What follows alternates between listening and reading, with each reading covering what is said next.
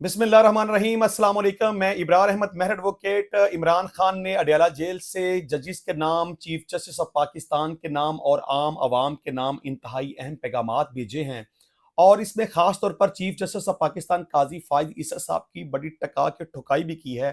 क्या पैगामात हैं इसके ऊपर बात करेंगे।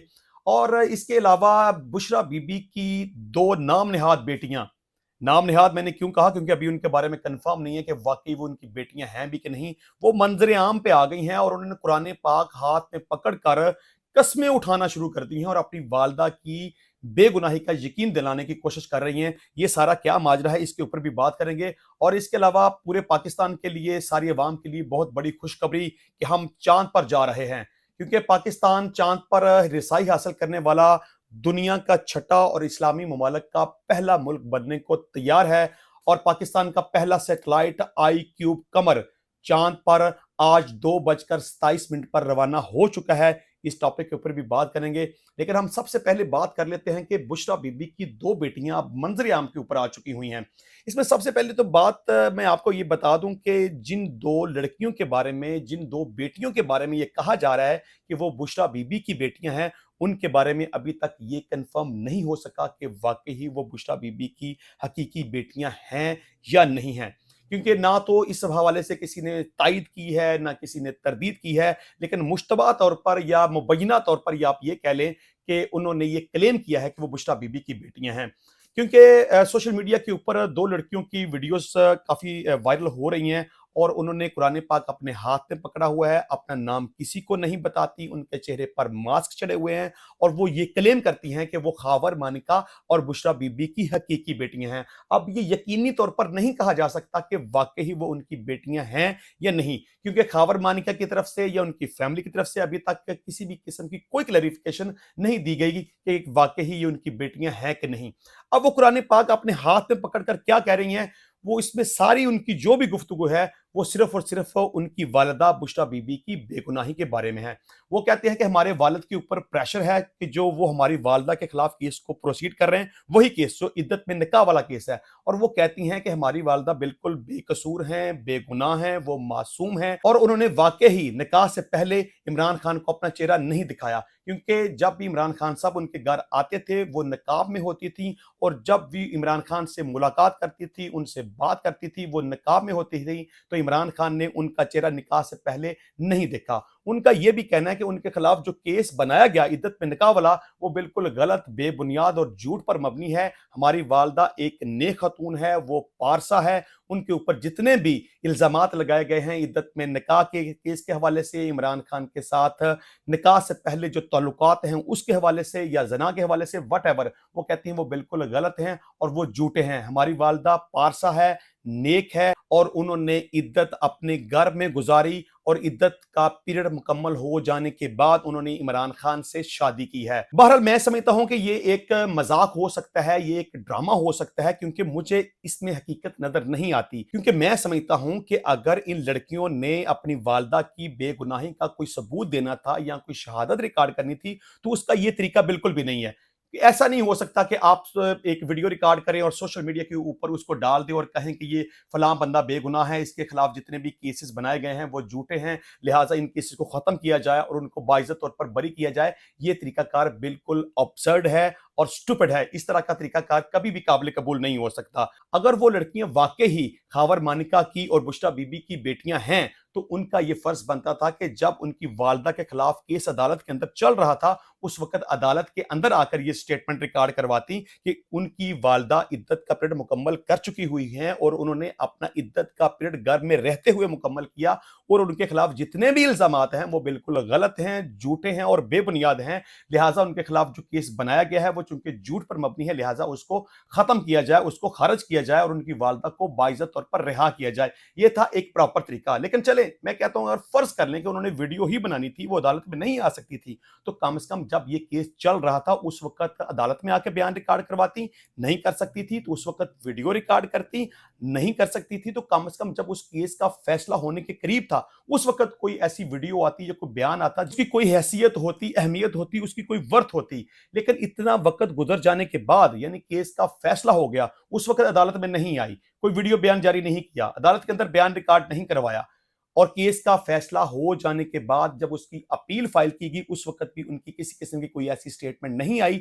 اب جبکہ اس کیس کا فیصلہ اپیل کے اندر ہونے کے بالکل قریب ہے تو ان کی ایک ویڈیو آ جانا، یعنی کہ ان دو لڑکیوں کی ویڈیوز کا منظر عام کے اوپر آنا اور ان کے ہاتھوں میں قرآن پاک ہونا اور وہ قسمیں اٹھا اٹھا کر اپنی والدہ کی بے گناہی کے بارے میں کہیں کہ ان کا جو کیس ان کے خلاف بنایا گیا ہے وہ غلط ہے، لہٰذا اس کیس کو ختم کیا جائے، اس ویڈیو کی قانونی طور پر یا اخلاقی طور پر کوئی بھی حیثیت اور اہمیت نہیں ہے۔ بلکہ میں تو یہ سمجھتا ہوں کہ ان دو لڑکیوں کی جو ویڈیوز سوشل میڈیا کے اوپر چل رہی ہیں وہ زیادہ امکان یہ ہے کہ ان کی حقیقی بیٹیاں نہ ہوں اور یہ فیک ہو۔ اگر ان کی حقیقی بیٹیاں بھی ہوں، ویڈیوز کی کوئی اخلاقی اور قانونی حیثیت نہیں ہے۔ اب ہم بات کر لیتے ہیں عمران خان نے جیل کے اندر چیف جسٹس قاضی فائز عیسیٰ صاحب کے نام، ججز کے نام جن کے پاس ان کے کیسز چل رہے ہیں اور عوام کے نام پیغامات بھیجے ہیں جو ان کے آفیشیل اکاؤنٹ یعنی پاکستان تحریک انصاف کا جو آفیشیل ٹویٹر اکاؤنٹ ہے اس کے اوپر اس کو پبلک کیا گیا، جس میں یہ لکھا گیا کہ بانی چیئرمین پاکستان تحریک انصاف کا اڈیالہ جیل سے اہم پیغام۔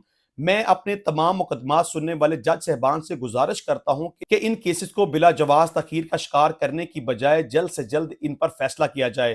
دیر سے فیصلہ کرنا بھی ناانصافی ہے۔ سب کو معلوم ہے کہ چاہے القادر ٹرسٹ کیس ہو، عدت کیس یا پھر سائفر کیس ہو، یہ تمام مقدمات جھوٹے، بے بنیاد اور من گڑت ہیں۔ قاضی فائز عیسیٰ نے بیان دیا کہ میرے اوپر کوئی دباؤ نہیں، دباؤ تو اس پر آتا ہے جو غلط کام کرنے سے انکار کرتا ہے۔ آپ تو تحریک انصاف کے خلاف بی ٹیم بنے ہوئے ہیں، آپ نے تحریک انصاف سے بلے کا انتخابی نشان چھینا، تحریک انصاف کو لیول پلینگ فیلڈ فراہم نہیں کی۔ 9 مئی واقعات کی آڑ میں ہمارے بنیادی انسانی حقوق پامال کیے گئے، جس پر ہماری پٹیشن 25 مئی 2023 سے زیر التوا ہے، جو آج تک سماعت کے لیے مقرر نہیں کی گئی۔ عام انتخابات میں کھلے عام ہونے والی دھاندلی کے خلاف دائر کردہ درخواستوں پر آج تک سماعت نہ ہو سکی۔ تحریک انصاف کی خواتین کی مخصوص نشستوں کے معاملے کو التوا کا شکار کیے رکھا۔ سپریم کورٹ کے فیصلوں سے نظریہ ضرورت ایک بار پھر سے زندہ ہو چکا ہے۔ بانی چیئرمین پاکستان تحریک انصاف نے کہا کہ یہ تاریخی موقع ہے، عظیم قومیں تاریخی موقعوں کا فائدہ اٹھاتی ہیں، ڈرا دھمکا کر فیصلے لیے جا رہے ہیں جس سے ملک کا جوڈیشل سسٹم تباہ ہو رہا ہے۔ ہائی کورٹ کے ججز کے لیٹرز نے ثابت کر دیا ہے کہ ملک میں جنگل کا قانون ہے۔ وقت آ گیا ہے کہ سپریم کورٹ کے ججز بھی ہائی کورٹ کے ججز کی طرح کھڑے ہو جائیں اور غلط فیصلوں سے انکار کریں۔ بانی چیئرمین پاکستان تحریک انصاف عمران خان نے کہا کہ بات چیت کے لیے ہمیشہ تیار ہوں، لیکن بات چیت تب ہوگی جب ہمارا چوری شدہ مینڈیٹ واپس کیا جائے گا اور جیلوں میں قید ہمارے بے گناہ کارکنان کو رہا کیا جائے گا۔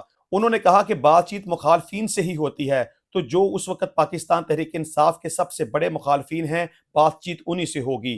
انہوں نے کہا کہ دنیا کی تاریخ میں کہیں بھی یہ مثال نہیں ملتی کہ ایک جرم پر 3 کیسز بنائے جائیں۔ بانی چیئرمین تحریک انصاف عمران خان نے کہا کہ میں نے ٹیلی گراف کو خط لکھا ہے جس میں نے بتایا ہے کہ نہ صرف میری جان کو خطرہ ہے بلکہ جس طرح میری اہلیہ کو پچھلے 3 ماہ سے میڈیکل ٹریٹمنٹ نہیں دیا جا رہا، ان کی جان کو بھی خطرہ ہے۔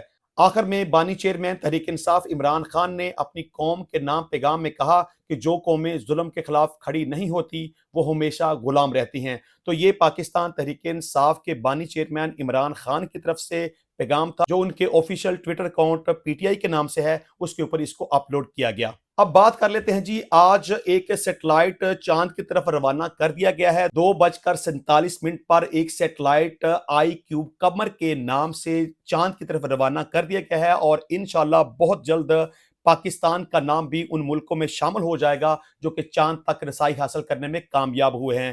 انشاءاللہ جب پاکستان کا سیٹلائٹ چاند تک رسائی حاصل کر لے گا تو پاکستان کا نام دنیا میں 6 نمبر پر اور اسلامی دنیا میں پہلے نمبر پر آ جائے گا۔ ڈاکٹر خرم خورشید نے کہا کہ سیٹلائٹ چاند کے مدار میں 5 دن میں پہنچے گا۔